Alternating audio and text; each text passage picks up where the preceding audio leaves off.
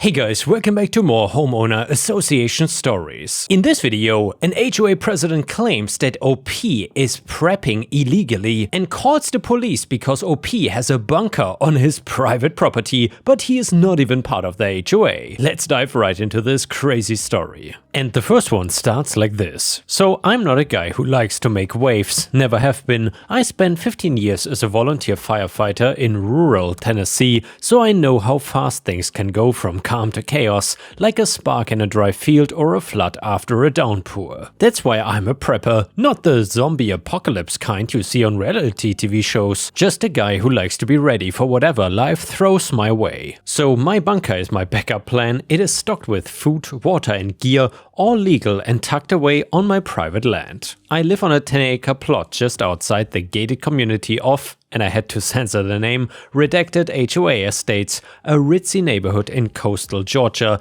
My land is not part of the HOA, I made sure of that when I bought the place 4 years ago. You might be wondering why. Well, I wanted room to breathe. I did not want any nosy neighbors telling me how to live my life. My house is a sturdy brick 2-story, surrounded by oak trees with a shed out back that hides the entrance to my underground bunker. It's nothing fancy really, just concrete walls, shelves of canned food, water tanks, a battery bank with solar charging capabilities and some basic supplies like first aid kits, blankets and a radio. I built it after a bad flood in 2018 wiped out half the county. Permits are filed, inspections passed, everything by the book. The HOA is the kind of place where people care more about their lawn's shade of green than their emergency plan. Most folks there are nice enough. I chat with them at the local diner, help jump a car now and then, but Karen, the HOA president, is a different story.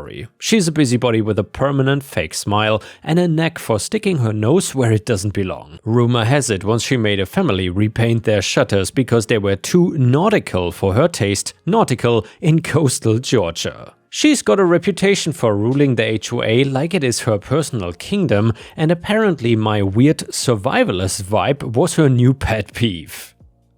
Ha! It started about 6 months ago. I would be out in my yard hauling bags of rice or checking my rain barrels, and Karen would cruise by in her shiny SUV, giving me the stink eye. She would park at the edge of my property line where the HOA's fence meets my land and takes notes on her phone, muttering about how my stockpiling was an eyesore. I'm thinking, lady, my shed is hidden behind a grove of trees. You're just mad that I don't bow to your HOA rulebook because yeah, there could be nothing more than that. She even cornered me at the gas station once, saying my bunker nonsense was scaring potential buyers in the HOA. I just shrugged and said, not my problem, I'm not in your club. That only made her madder. At some point, a big storm hit and it slammed the coast with 120 miles per hour winds, torrential rain, and power outages that stretched for miles. The HOA got hit hard, the trees went down, streets got flooded, and there was no electricity or running water. Me? Oh, I was set. My bunker had everything I needed. The solar panels took a beating and got damaged by debris, but my battery bank had enough juice stored up to keep the LED lights on and charge my radio for days. I had a propane stove for cooking and enough canned soup and bottled water to last for weeks. I spent the first day of the storm monitoring my radio and making sure my property was secure. A few shingles loose, nothing major. By day 3, HOA is a disaster zone. I'm out there checking my fences when Karen comes stomping across the muddy line between our properties, her designer raincoat soaked and her face twisted with fury. She is clutching a soggy notepad, looking like she has not slept since the storm hit. You, she yells, jabbing a finger at me. You're sitting here all comfortable while we are suffering. That bunker of yours is causing trouble. You are hoarding supplies and it's not fair to the community. I'm leaning on my rake, trying not to roll my eyes. Karen, I'm not in your HOA. My bunker is on my property and it's not hurting anyone. Maybe you should have stocked some water instead of policing my yard. Her eyes narrow and she goes off. Don't you smartmouth me. Your prepping is illegal and I bet you're doing something shady to keep your lights on while we're in the dark. I'm reporting you. I laugh, which clearly sets her off. Shady? Karen, I've got a battery backup system. You might want to look into those. And now go home and deal with your own mess. She doesn't though. Instead, she pulls out her phone and dials 911 right there, telling a wild story about how my bunker is a hazard to the community and that I'm stockpiling illegal weapons or chemicals. I'm half expecting her to claim I'm brewing moonshine down there. Now, having worked with law enforcement plenty during my firefighter days, I know she's potentially committing a crime herself. Filing false police reports is a misdemeanor, and misusing 911 during an emergency can carry serious penalties. But I just shake my head and go back to raking. If she wants to dig her own legal hole, that is her mistake. The storm is still going strong, so I figure it'll be hours before anyone shows up if they come at all. For real, I mean, emergency services are swamped with real emergencies, downed power lines, trapped families, and medical calls. A neighbor dispute is not exactly priority one. And sure enough, it's not until the next afternoon, after the worst of the weather passed, that a sheriff SUV pulls up, tires squelching in the mud. Two deputies climb out, looking like they've been run ragged. The older one, Deputy Coleman, introduces himself with a tired nod, and the younger one, Deputy Lopez, seems more curious than anything. Karen is trailing them, looking smug despite her drenched hair. Coleman asks if I'm the property owner and what's going on here. Not much, I say. I've got a bunker on my land, all legal. Karen here thinks it's her business even though I'm not even in her HOA. Wanna take a look? Karen then jumps in, waving her notepad. He's got a secret bunker. It is dangerous. He's hoarding food and supplies while we are going without basic necessities. Lopez raises an eyebrow. Ma'am, let's see what we are dealing with here. I lead them to the shed, unlock the hatch and take them down into the bunker. Thankfully, it is tidy. There are shelves of canned veggies, rice and water, my radio setup, a first aid kit, and a couple of cots. Coleman looks around, hands on his hips. This is solid work, he says. You a contractor? Volunteer firefighter, retired, I reply. Saw too many folks lose everything in floods. Figured I'd be ready next time. Permits good? I hand him a folder with all my paperwork, my county permits, inspection certificates, even the blueprints. Lopez checks out the battery bank and LED setup, whistling. Man, you're set for anything. My uncle would love this. Karen is hovering at the hatch, practically spitting.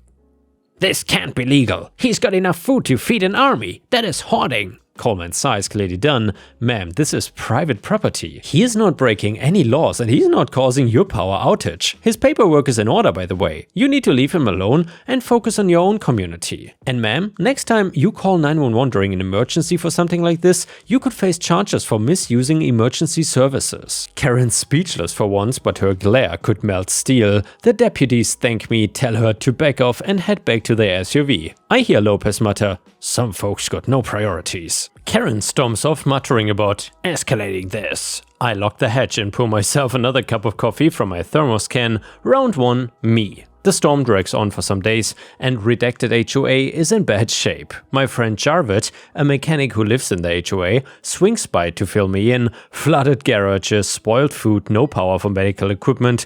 Karen's been holding crisis meetings in her driveway, blaming me for everything from the outages to the flooded cul-de-sacs. She is telling people that my bunker is a security risk and that I am hoarding resources that belong to the HOA. Jarvid says most folks are not buying it because they are too busy trying to find clean water and batteries, but Karen's got a few allies like her neighbor Brenda, who's been nodding along to her rants. Brenda even suggested they investigate my property themselves. Jarvid shut that down, but Karen's stirring up trouble. I could have stayed out of it. My bunker is stocked, my house is dry, and I'm not in the HOA, but I've seen what happens when people go without. Families stranded, kids scared, old folks struggling with no clean water or way to take their medications, so I load up a wheelbarrow with bottled water, canned soup, batteries and some bandages. I head to Jarvid's place first, hand him a box of supplies and tell him to let the HOA know I am willing to help anyone who needs it. Not giving away the farm, I say, but I've got enough to share a little. Word spreads like wildfire, neighbors start showing up at my gate, polite and a bit embarrassed. Mrs. Ranchwood, a widow with arthritis, thanks me for water and ibuprofen, saying her joints are killing her without her prescription meds that got ruined in the flooding. A young dad named Ben grabs flashlights and batteries for his twins, who've been sleeping in the living room since their power went out. Even Miss Harper, a retired teacher who's usually standoffish, takes a case of soup and mutters. "You are right, kid. I make it clear I'm not part of the HOA, I'm not obligated to do this, I'm just trying to be a decent neighbor. Karen, of course, loses her mind. She shows up mid-handout, her raincoat flapping like a cape, screaming about how I am sabotaging her leadership and making a mockery of the HOA's unity. The crowd goes quiet and I see a few eye rolls. Karen, I say, handing a water jug to Ben, I'm just helping people out. Maybe if you would spend less time calling the cops on me and more time getting supplies, your people wouldn't need to come here for clean water. A couple folks chuckle, the storm clears after 8 days, power comes back on, roads drain, and the HOA starts to recover. My supplies did make a difference. Mrs. Ranchwood got the clean water she needed for her medication, and Miss Harper's even talking to me now. I get a stack of thank you cards, a plate of homemade tamales, and an invite to the HOA's next community picnic. Not as an HOA member,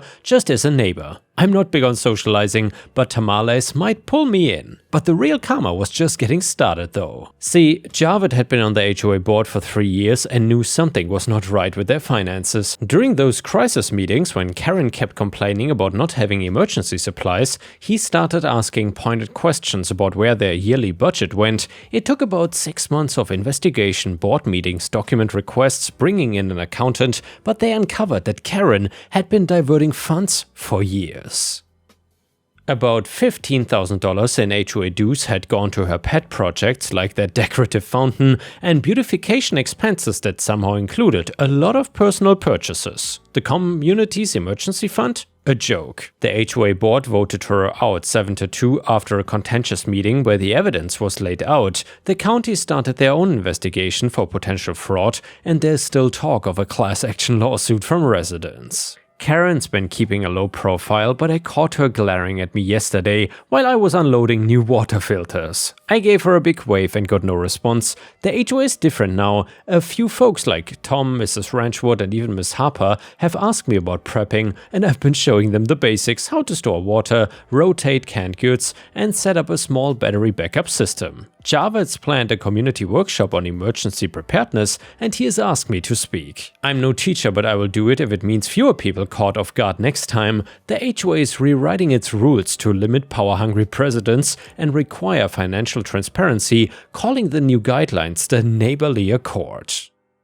I got a kick out of that. Me, I'm back to my routine, tending my vegetable patch, checking my bunker, watching the skies. My setup didn't just keep me safe, it let me help when it mattered.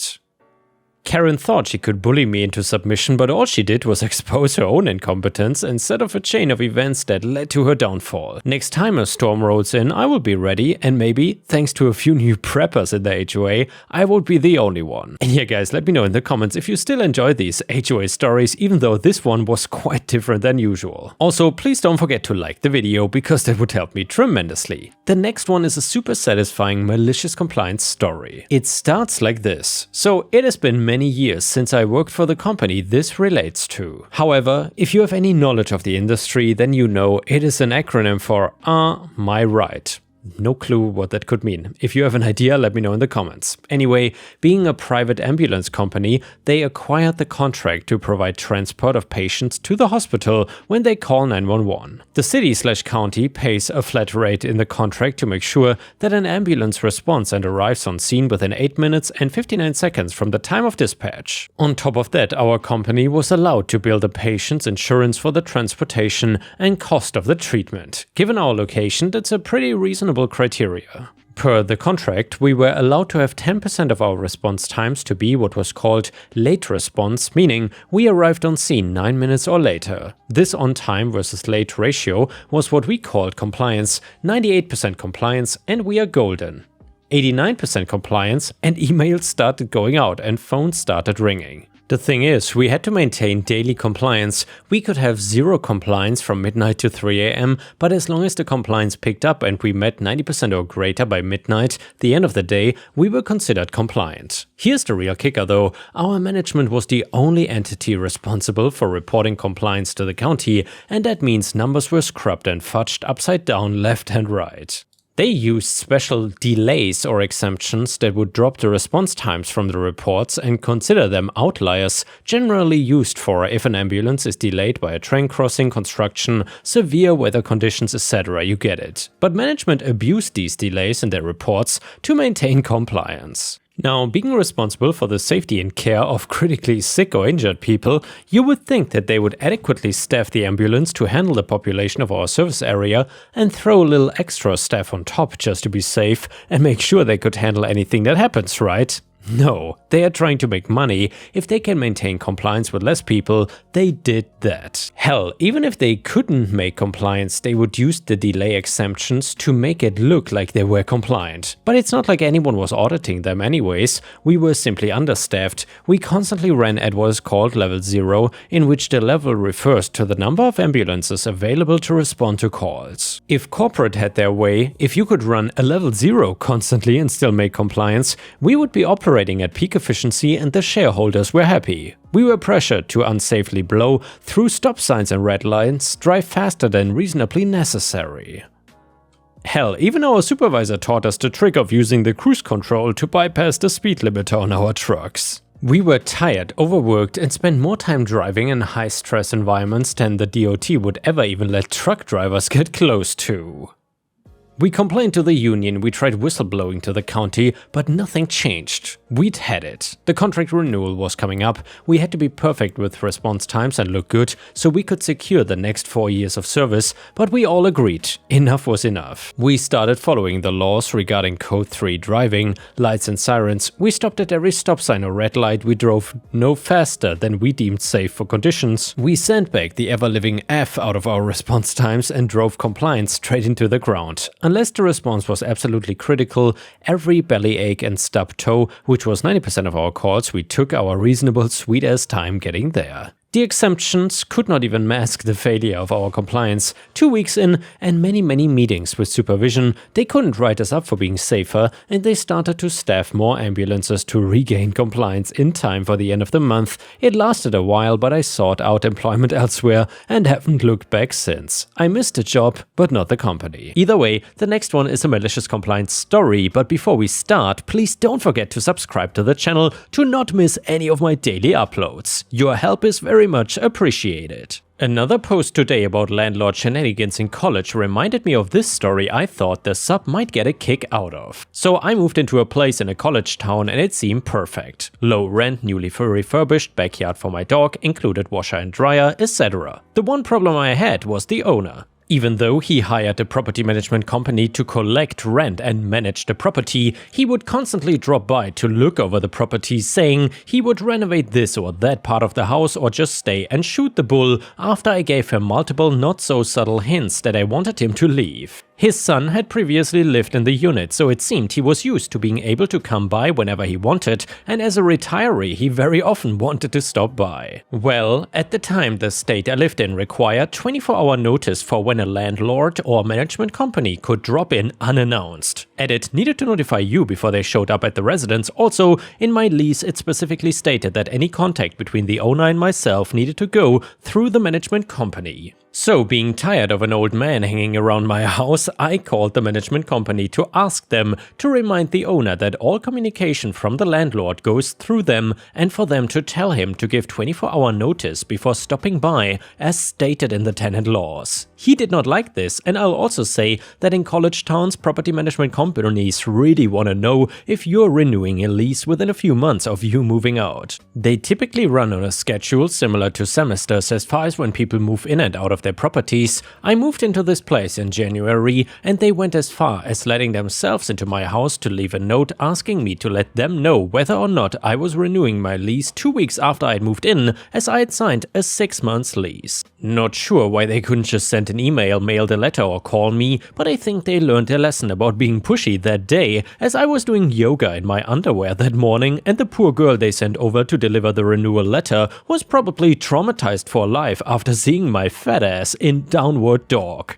Anyways, I liked the place enough to renew and signed a year-long lease renewal. However, about 3 months later in March, I get a text from the owner saying that he heard I was interested in renewing my lease, but that his daughter had been accepted into the university, so he wanted her to stay there. This was confusing to me because A, he should have gone through the management company to talk to me, and B, I had a lease contract already signed by the rental company and him. So I call the management company to sort this out, and the conversation goes something like this. Me, so the owner of the property I'm living in contacted me to say that he's not interested in leasing the property anymore. Company representative CR, oh yes, it looks like the property won't be available next year. Me, okay, but I have a lease signed by both your company and the owner for the next year. CR, well, I'm sorry, but the owner no longer wants to lease the property out. We can help you find a new property in the area if you like. I had read the lease pretty closely, and at this point I had the suspicion that the owner and this company thought I would just roll over because they said so. Unfortunately for them, I was about to come back with some malicious compliance to their own lease. Me, so you're saying that your company is breaking the lease contract we have for next year, correct? CR, whoa, nobody's talking about breaking any contracts with anybody. Me, that is what you just said though. I have a lease for this place with your company, but the owner doesn't want a lease. We have a contract, but you are unable to fulfill the contract because the owner is backing out. CR, no, this is something you need to sort out with the owner because he's backing out of your lease. Me, by our current and renewed lease agreements, all contact between myself and the owner is required to go through your company. I already renewed the lease for next year with signatures from both your company and the owner. At this point, the disagreement is between you and the owner over whether he wants to back out of the lease we all signed. Good luck sorting it out. We went back and forth like this for a while, and eventually I got passed up the chain at the management company to one of the owners. While I was waiting, likely because they were scrambling to come up with some way to convince me that my complaint was a lost cause,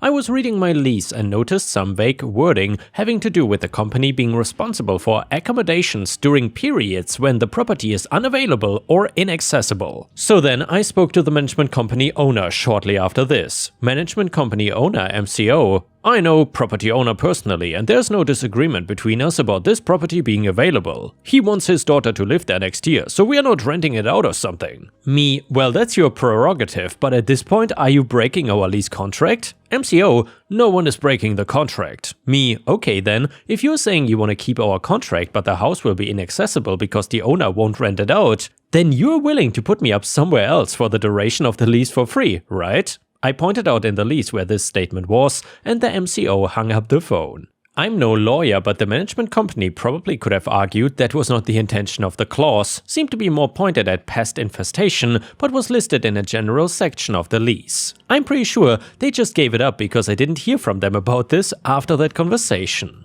They must have decided it wasn't worth the hassle from me and told the property owner that they had his signature on a contract they were not gonna break or honor under the circumstances of paying for me to live somewhere for free for a year. Also, there were some half-hearted texts from the property owner after that threatening to evict me, but I did end up staying another year there. And before we end the video, let's read one last funny story from r/malicious compliance. This one is titled, "He told me to do the timesheet and send to payroll, so I did, and payroll were baffled." So this happened some years ago. The timesheet is the manager's job, not the administrator's. Our manager left and we got a new one who immediately assigned this job to me. I told him it was a manager's job, but he insisted that I do it. I ticked everyone in 5 days a week, 9 to 5 p.m. Some worked part-time, some worked flexible days, so not in every day, and some were not in at all. Payroll queried the timesheet. New boss never gave it to me again. Edit, manager couldn't say or do anything because it was his job. He would have gotten into trouble, not me. To fire me, we would have to go through the process which would have exposed him. And yeah guys, thank you for watching. I will see you again tomorrow.